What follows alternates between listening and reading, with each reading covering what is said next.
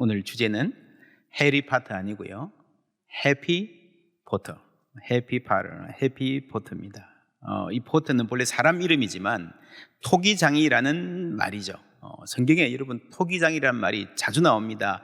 예레미야, 로마서, 또 이사야에 64장 8절. 그러나 여호와여, 이제 주는 우리 아버지 시니이다. 우리는 뭐예요?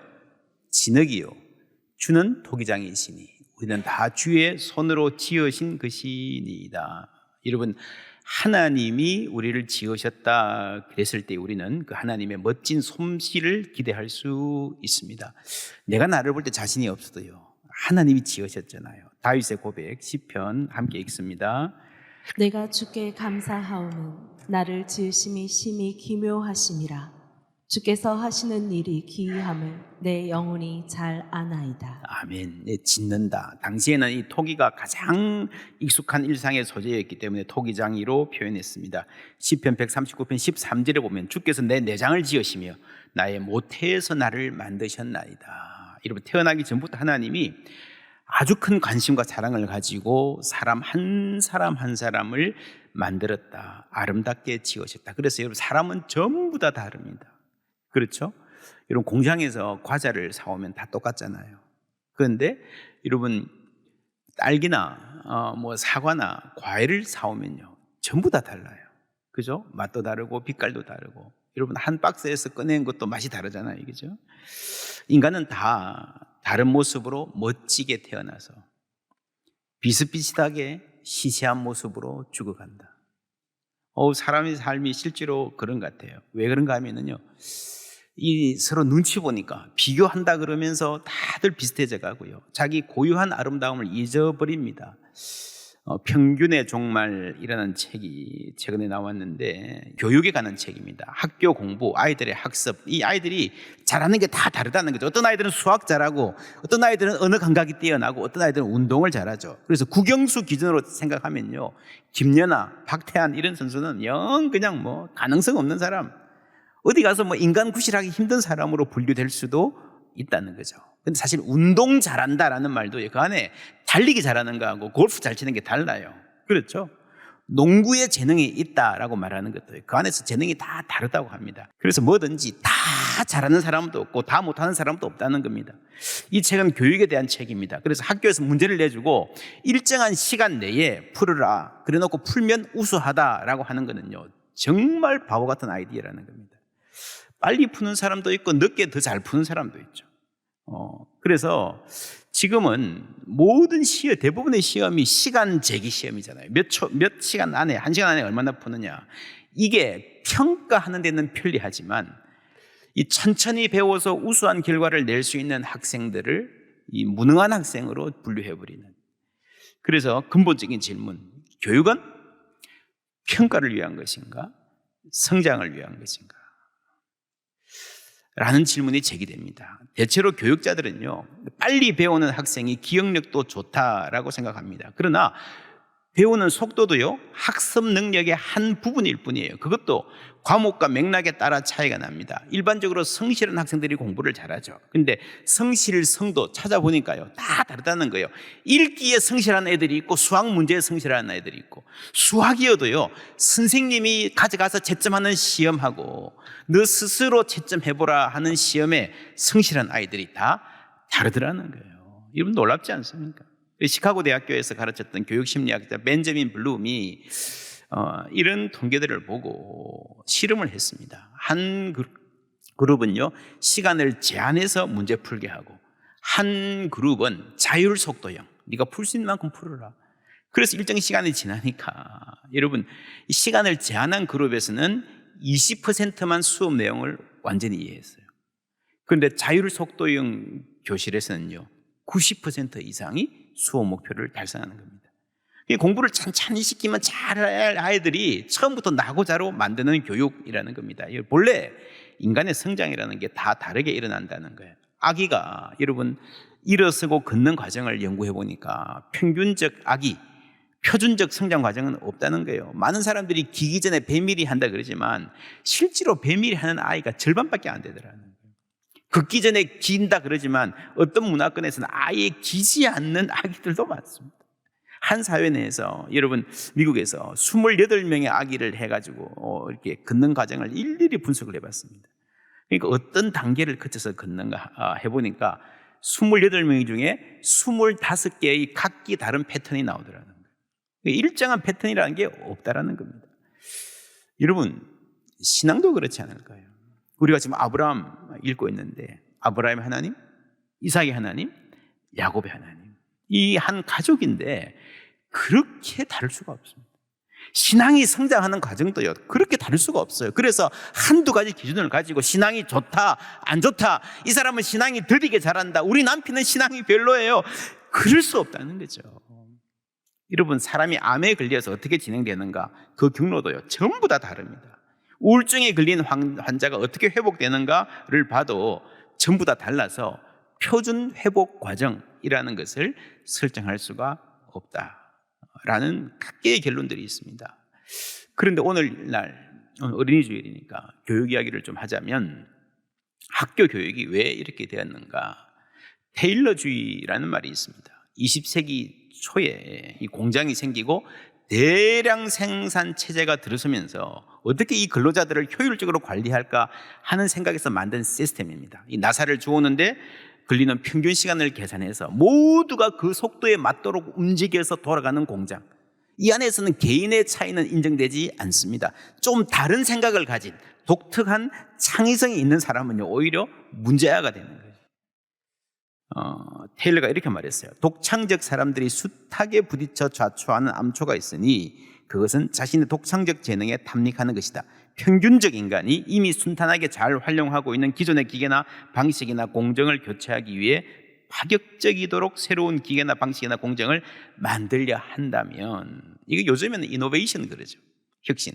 그것은 불합리한 일이다. 하지 말라는 거예요. 그냥 시킨 대로 하라는 거예요.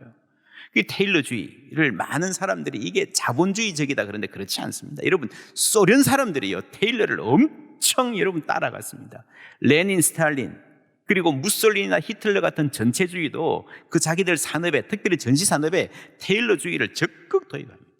세계에서 테일러를 가장 추앙한 나라가 일본이에요. 일본. 미쓰비시 도시바 뭐 그냥 신처럼 떠받들고 적극 도입했습니다. 어느 정도 효과는 있었죠. 자본주의 초기에 이런 테일러주의가 교육을 바꿔놓았다는 거예요. 이제 졸업하고 취직해가지고 공장에 가서 모두가 똑같은 속도로 표준화된 지시를 받고 일하는 사람을 사회가 요구하게 되었다. 그래서 학생들이 자기만의 방식으로 자기만의 속도로 개성과 흥미를 가지고 배워가는 교육은 눌러버리고 소위 커리큘럼이라는 것을 세밀하게 짜서 학생들이 요거 맞히면 요거 몇 분 안에 이 문제 풀고 한 학기 만에 이거 마스터하고. 여러분 생각해 보세요. 고등학교나 대학 때 어떤 과목을 들었다. 그 과목 들었다고 해도요 다 마스터하는 경우가 그렇게 많지 않습니다. 그냥 커리큘럼 상으로 지나간 거예요. 교육 시스템도요 공장에서 작업 반장이 있고 공장장이 있고 그렇듯이 담임, 주임, 교감, 교장, 교육청 이런 청청시야 상명하복의 보고와 관리 감독의 형태로 바뀌어 버렸다라고 하는 겁니다. 이것이 미국에서 1920년대에 일어난 일입니다. 그 이전의 교육은 완전히 달랐다는 겁니다. 1924년에 미국의 한 언론인이 이렇게 썼습니다. 공교육의 목표는 계몽이 아니다. 현재의 공교육은 가능한 많은 개개인들을 똑같은 안전 수준으로 강등시키고 표준화된 시민을 길러내고 훈련시키면서 반대 의견과 독창성을 누르고 있을 뿐이다. 이는 미국뿐만이 아니라 세계 전역에서 공교육이 내세우고 있는 목표다. 미국이 이렇다면 한국은 어떨까요? 여러분 교육에서 미국 모델을 가장 열심히 수입한 나라가 한국입니다. 제가 미국 가보고요 처음엔 놀란 게 미국 가서 중고등학교, 초등학교를 보면요 그래도 한국보다는 개개인의 특성을 좀 존중하는 것 같아요. 그럼 학교 건물부터 다릅니다. 미국은 학교 건물에 담이 없어요. 그냥 동네 한복판에 학교 일에 건물이 있고 잔디밭이 있고요, 놀이터 있고요. 그리고 쉬는 시간이 되면 행인들 지나가는 사이에 아이들이 나와서 놀고 또 수업 시간 되면 들어가고 그래요. 가보신 분 아실 거예요. 제가 미국 가서 가장 깜짝 놀란 게 그겁니다. 저럼 아이들 다 시내 돌아다니고 도망가지 않나? 우리는 갇혀 살았잖아요. 그죠? 막 아이들 뭐 초콜릿 하나로 살려면 담 넘어가고 막 이런. 이 평균의 종말이라는 책 저자 토드 로즈는 고등학교 시절에 성적 미달 그리고 ADHD, 이 주의력 결핍이죠. 로 진단을 받고 학계를 중퇴합니다. 그렇게 하고 막노동하고 뭐 아주 힘들게 살다가 야간 대학 다니면서 이 부인하고 사는데 생활비가 없어서 부인이 피를 팔 정도에 그런데 뒤늦게 자기 나름대로의 공부 방식을 깨우쳐요. 그래서 지금 하버드 대학교 교육대학원 교수가 되었습니다. 이 사람이 평균의 종말 저자 토드 로즈 굉장히 좋은 책입니다. 그래서 여기서 이번에 결론이 그겁니다. 평균주의의 극복은 재능을 구별할 새로운 방법을 찾는 일이 아니라 뭘 어떻게 하면 아이들의 재능을 구별을 하지 이게 아니고요. 진짜 재능을 알아보지 못하게 시야를 방해해온 눈 가리개를 제거하는 일이다. 그럼 어떻게 할 수 있을까요?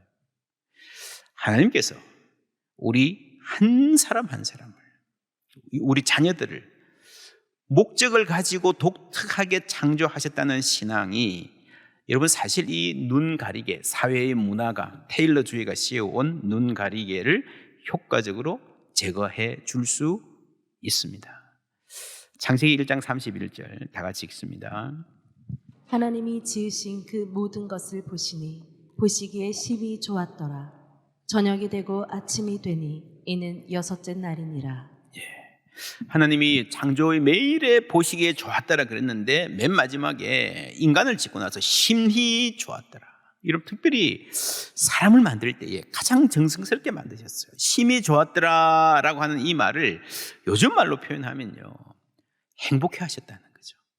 이 만든 결과를 보고 행복해 하시고 그 만드는 과정에서 하나하나 만들어가면서 하나님이 행복해 하셨다라는 생각을 하면서 성경이 당시 사람들에게 아주 친숙한 이미지, 창조자 토기장이가 하나님을 보여준다라고 말했습니다.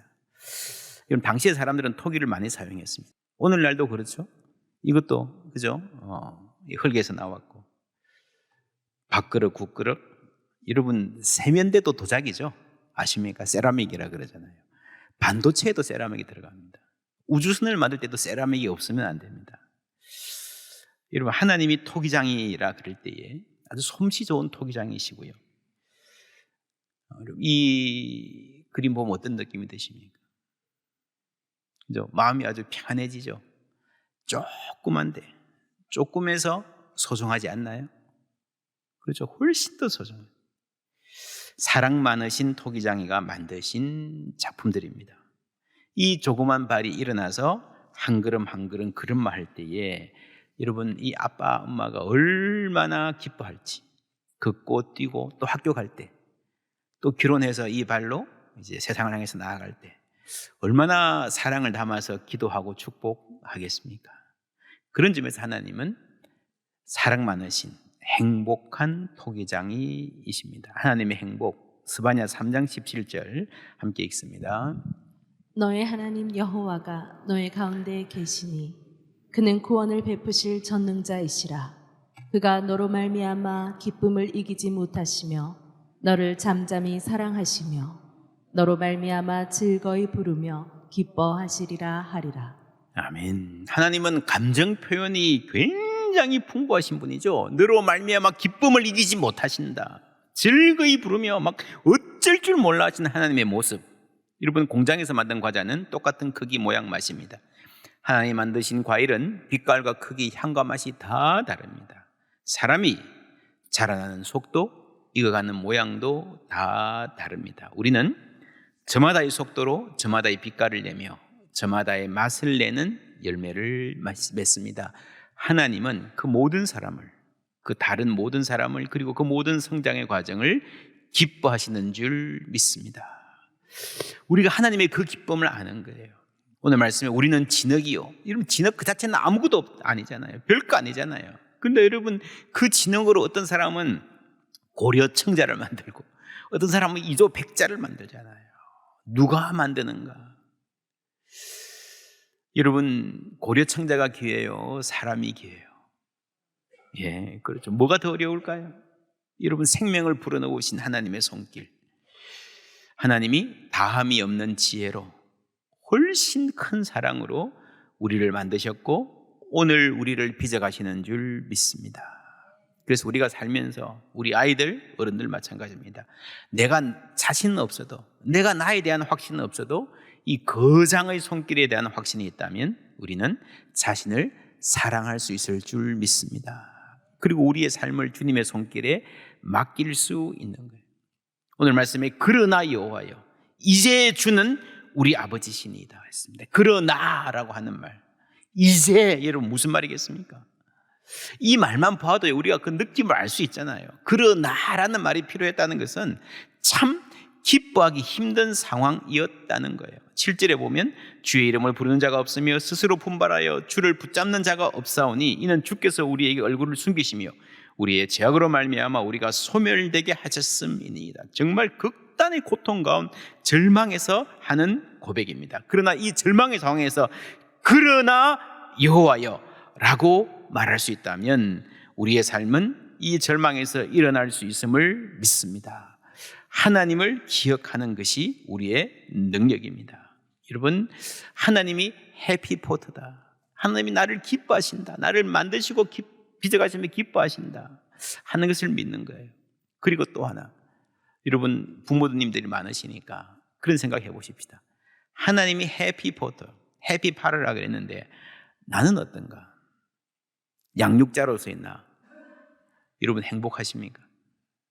오늘날 부모들은 행복한 양육자인가?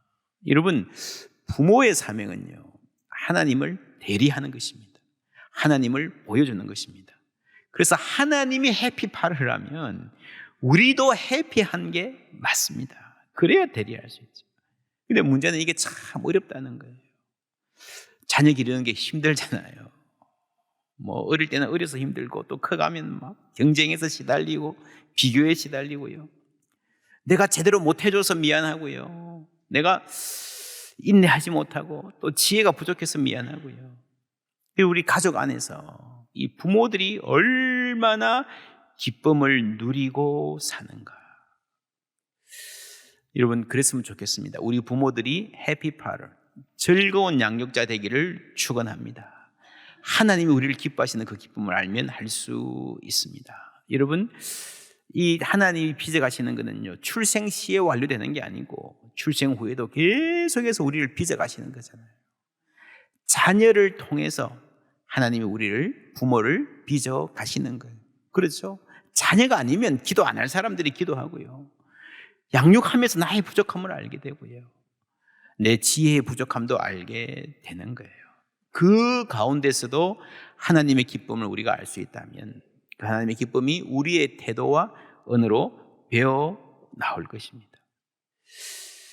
여러분, 그래서 성경에 나오는 하나님은 그가 너로 인하여 기쁨을 이기지 못하십니다. 감정 표현에 굉장히 풍부하신 분입니다. 작년에 우리가 이런 감정 카드 했던 거 기억하십니까? 그렇게 가족에서 함께 감정 카드로 그날의 감정을 나누어 보아도 참 좋습니다.